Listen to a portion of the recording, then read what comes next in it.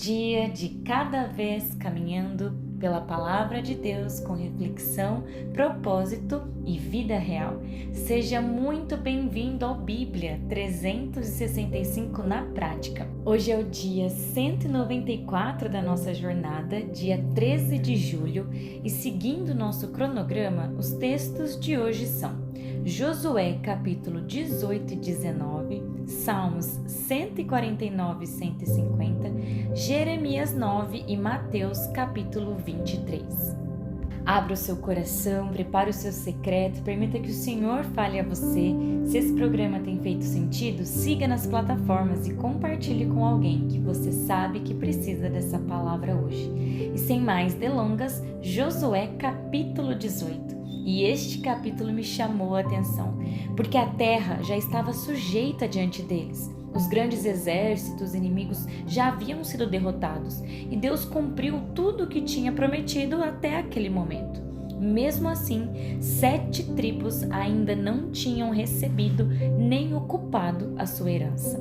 O problema já não era a falta de promessa, nem a força do inimigo, mas faltava iniciativa. Porque você vê que Josué pergunta diretamente: até quando vocês terão preguiça de entrar e tomar posse da terra que o Senhor deu a vocês? Deus já havia dado, mas eles ainda precisavam se levantar, avançar e possuir. E essa pergunta nos confronta, porque existem coisas que pedimos a Deus, mas quando Ele abre o caminho, continuamos parados por medo, acomodação ou falta de clareza. Às vezes chamamos de esperar em Deus aquilo que na verdade é receio de agir. A promessa não elimina a responsabilidade. Israel precisava colocar os pés na terra, enfrentar o trabalho de conhecê-la, tomar posse. Há momentos em que Deus nos manda esperar, sim, mas também existem momentos em que Ele pergunta: até quando você permanecerá parado diante daquilo que eu já coloquei diante de você? Josué não apenas os repreende, ele oferece uma direção. Ele diz: escolham 3 homens de cada tribo, mandem que percorram a terra, registrem as cidades, dividam o território. Aquilo que antes era enorme e confuso, Josué transformou numa missão. Levantem, observem, escrevam e voltem. Muitas vezes não nos falta apenas coragem, falta transformar uma promessa em passos possíveis. O próximo passo talvez não seja conquistar tudo hoje, mas conhecer o terreno, organizar as informações, pedir direção e começar. Clareza costuma surgir enquanto caminhamos em obediência. Depois que os homens retornam, Josué realiza o sorteio diante do Senhor. A iniciativa humana não substitui a dependência de Deus.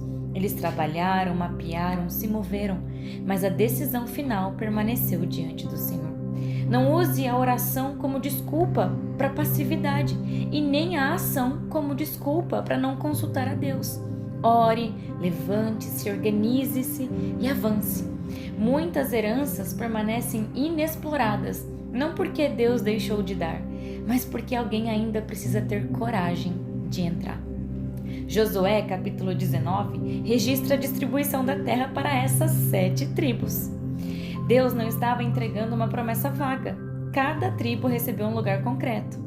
A herança era coletiva, mas também possuía uma expressão específica para cada tribo, cada família. A porção de Simeão foi retirada do território de Judá.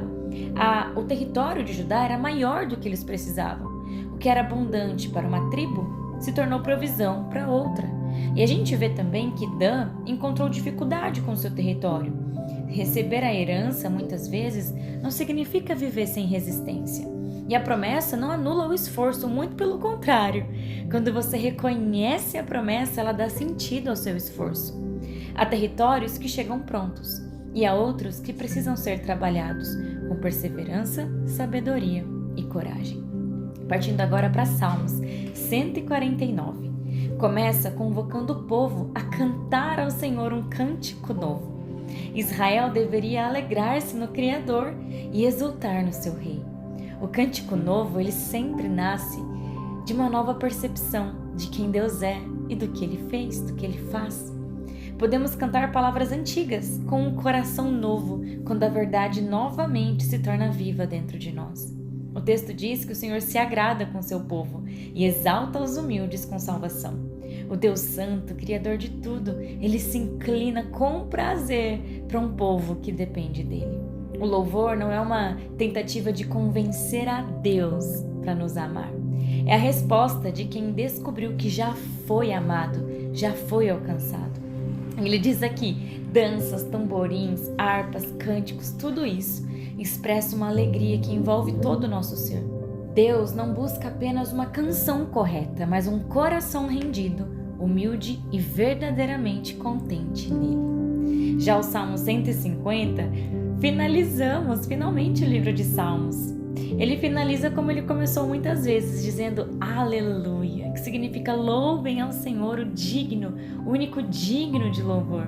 Depois de tantos lamentos, perseguições, perguntas, arrependimentos, livramentos durante estes salmos, a conclusão é louvor. Isso não significa que a dor foi apagada, mas significa que ela não venceu. Todas as experiências representadas ao longo dos salmos desembocam na certeza de que Deus é digno de ser adorado. Nós nunca conseguiremos louvá-lo na mesma medida de quem Ele é, porque a sua grandeza é ilimitada. Ainda assim, somos convidados a oferecer tudo o que temos, com intensidade, paixão e entrega. Enquanto há fôlego, existe motivo para adorar. Partindo agora para Jeremias, capítulo 9. Jeremias começa este capítulo desejando que os seus olhos se transformem numa fonte de lágrimas. Ele não observa o pecado de Judá com superioridade. O seu coração está quebrado pela destruição que se aproxima. Por isso, ele ficou conhecido como profeta chorão, vocês sabiam? Não porque ele era fraco, mas porque ele carregava o coração de Deus por um povo que se recusava a voltar. A verdade profética não tornou ele insensível. Quanto mais ele percebia a santidade de Deus e a gravidade da rebeldia, mais ele chorava. A sociedade estava dominada pela falsidade. Amigos não podiam confiar uns nos outros, irmãos enganavam irmãos. O diagnóstico mais profundo aparece quando Deus diz que, por causa da falsidade, se recusam a me conhecer. O pecado não era apenas uma lista de comportamentos errados, era a rejeição do próprio Senhor. Eles conheciam ritos, tradições, discursos religiosos, mas não conheciam verdadeiramente o caráter de Deus. No centro dessa dor surge uma das declarações mais poderosas do capítulo. Não se glorie o sábio na sua sabedoria, o forte na sua força, nem o rico nas suas riquezas. Quem se gloriar, glorie-se em conhecer o Senhor. A nossa glória está em conhecê-lo. Sabedoria, poder, recursos são frágeis quando estamos separados de Deus. Conhecê-lo é compreender que Ele pratica misericórdia, justiça, retidão e que se agrada dessas coisas. Não construa sua identidade sobre aquilo que pode desaparecer. A maior riqueza da vida não é saber isso é importante. A maior riqueza não é saber muitas coisas sobre Deus, mas é andar com Ele, conhecer o seu coração, conhecer o porquê Ele age como age, a motivação e permitir que o conhecer a Ele, que conhecer o caráter dEle, transforme o nosso. E para finalizar o dia de hoje, Mateus capítulo 23 registra uma das repreensões mais duras de Jesus. Ele não está atacando pessoas que reconheciam seus pecados. Jesus nunca chamou um pecador de hipócrita, mas ele estava confrontando líderes que conheciam as Escrituras, ocupavam posição espiritual e usavam a religião para construir prestígio. Jesus reconhece que eles ensinavam elementos da lei, mas denuncia a contradição. Vocês dizem e não fazem. Colocavam fardo sobre os outros sem ajudá-los. Buscavam lugares de honra e transformavam sinais de devoção em instrumentos de autopromoção. Jesus não está proibindo toda forma de ensino, liderança ou o uso respeitoso de títulos, não é isso. Ele está destruindo a ambição de ocupar o lugar que pertence somente a Deus e usar a autoridade espiritual para se exaltar, por benefício próprio. No reino, o maior é o servo. Quem se exalta será humilhado e quem se humilha será exaltado. A autoridade cristã é medida pela disposição do líder de servir as pessoas. Quanto mais perto de Cristo alguém está, menos precisa provar a sua importância.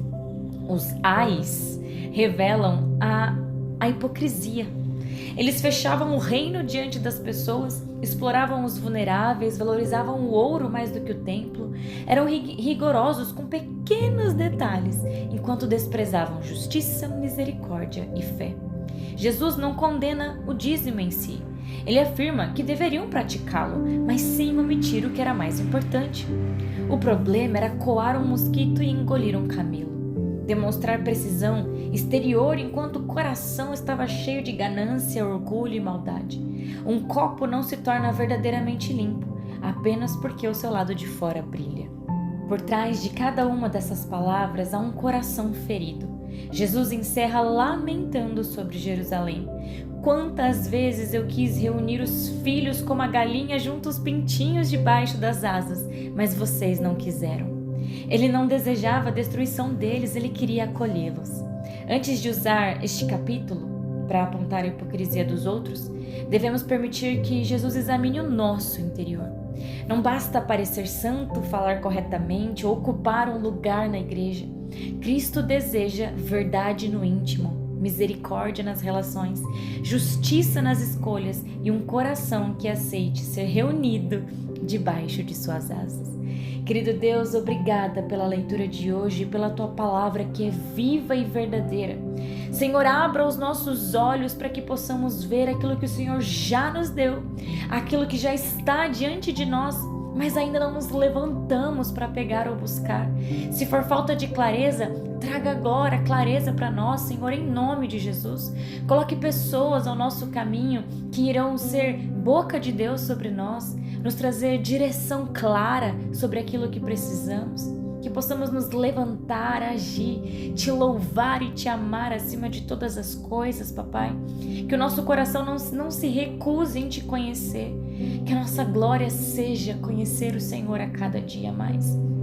Que o Senhor coloque o zelo sobre a tua casa em nosso coração e nos ensine a permanecer. Em nome de Jesus, amém e amém. Que Deus te acompanhe hoje. Vive essa palavra na prática. Amanhã seguimos juntos no dia 195 da nossa leitura.